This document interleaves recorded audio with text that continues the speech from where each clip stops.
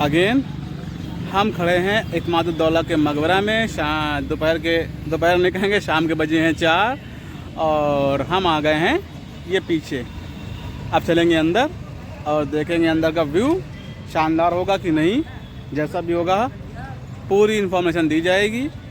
और गर्मी थोड़ी सी हो रही है, पसीना है तो, लेकिन उतनी भी नहीं हो रही इतनी जून में होनी चाहिए। एक हफ्ता पहले इतनी हो रही थी। टेम्परेचर लगभग 35 के आसपास होगा। तो चलते हैं आगे और दिखाते हैं आपको सारा व्यू, शानदार, ज़बरदस्त और जिंदाबाद वाला। तो हम आ गए हैं इत्मादुद्दौला के मकबरे में और व्यू ठीक ठाक हैं, शानदार तो हम नहीं कहेंगे। आवाज़ उतनी अच्छी नहीं आ रही हुई। रीज़न ये है कि व्लॉगिंग करना यहाँ पर प्रतिबंधित है। आपका ट्राइपॉड वगैरह वहीं उन्होंने निकालवा के रख लिया है। तो हम वीडियो मोबाइल से शूट कर रहे हैं। तो कोई नहीं, गर्मी हो रही है। और ये है इत्मादुद्दौला का मकबरा। चाबी हाथ में देता। तो चलिए देखते हैं आगे।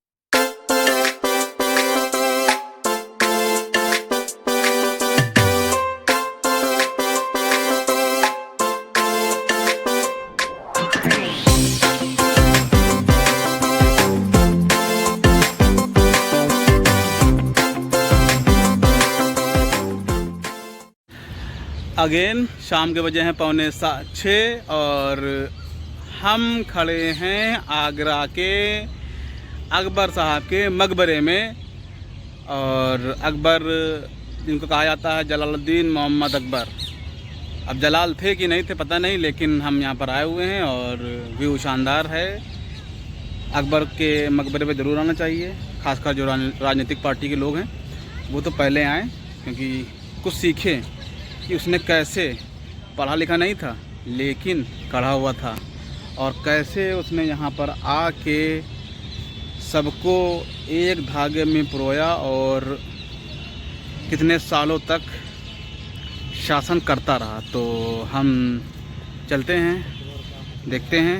ये पीछे प्लेट लगी है, अकबर का मकबरा है। इसके नीचे लिखा है कांच महल और फिर है एग्जिट। क्योंकि हम फ्रंट कैमरा ऑन किए हुए हैं इसलिए हमको सब कुछ उल्टा दिखाई दे रहा होगा। तो हमारे पीछे ये इस साइड अकबर का मकबरा ये पीछे दिखाई दे रहा होगा। अब चलते हैं अकबर के मकबरे के पास और देखते हैं कैसा क्या व्यू है। चलिए। हाँ, तो हम चल रहे हैं फ्रंट व्यू से के कैमरे से अकबर के मकबरे के पास। और थोड़ा सा खुलापन है इस मकबरे में, अच्छा लग रहा है। ऐसे पार्क टाइप में बना हुआ है। शायद इतनी बड़ी जगह वहाँ पर उपस्थित नहीं होगी, लेकिन वो तो राजा थे, उनके पास तो बहुत जगह होती।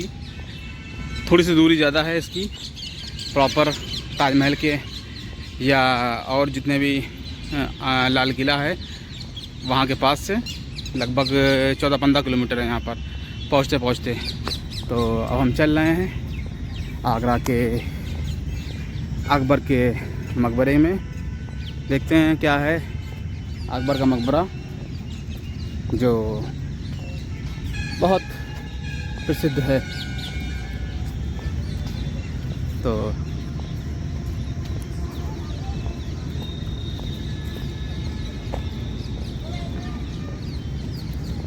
ये है अकबर का मकबरा। बहुत शानदार व्यू है। चलिए फिर मिलते हैं अभी आगे।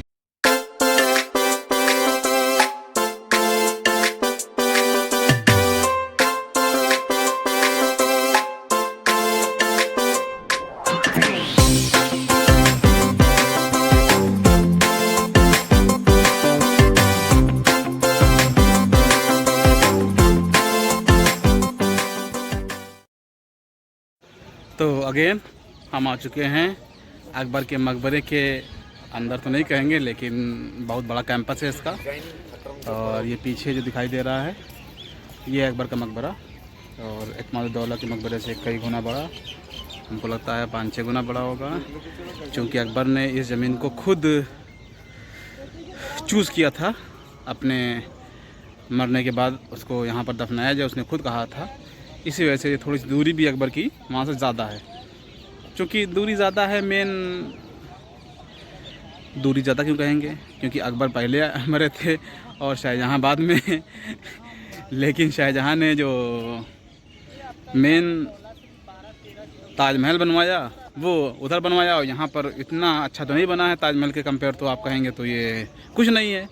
इस वजह से जो पब्लिक है उसने ताजमहल के आसपास का रुख ज़्यादा किया, और चूँकि ताजमहल और लाल किला पास पास है, और लाल किला से सारी जो कह सकते हैं पूरी इस देश की राजधानी देश को चलाया गया, तो वो लाल किला चलाया गया, तो ये भी कह सकते हैं इस वजह से ऐसा किया।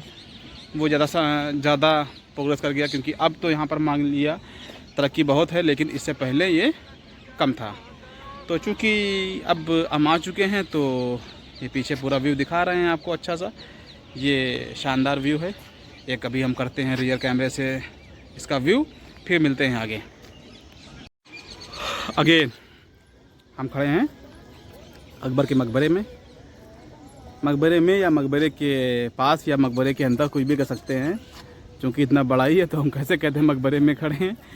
तो बहुत बड़े लोकेशन बहुत बड़ी है और व्यू भी अच्छे हैं। तो इस ज़मीन को अकबर ने खुद चूज़ की थी अपने लिए कि मरने के बाद हम यहाँ पर दफनाए जाएं, क्योंकि अकबर पूर्णतया भारतीय परिप्रेक्ष्य में ढल गया था, तो उसके लिए यही कर्म भूमि थी। इससे पहले कुछ लोगों ने अपने आप को काबुल में दफनवाया अपने, क्योंकि उनको लगता था वो उनकी कर्म भूमि तो ये है, जन्मभूमि वो है, लेकिन अकबर ने ऐसा नहीं मानता था। अकबर मानता था ये यहाँ रहे हैं, यहीं पर मरेंगे, यहीं पर लड़ेंगे, यहीं पर मरेंगे। तो चलिए आगे मिलते हैं आपको, हम ऐसे बताते रहते हैं और देखते हैं थोड़ा सा बढ़िया सा व्यू, शानदार। चलिए फिर मिलते हैं आगे।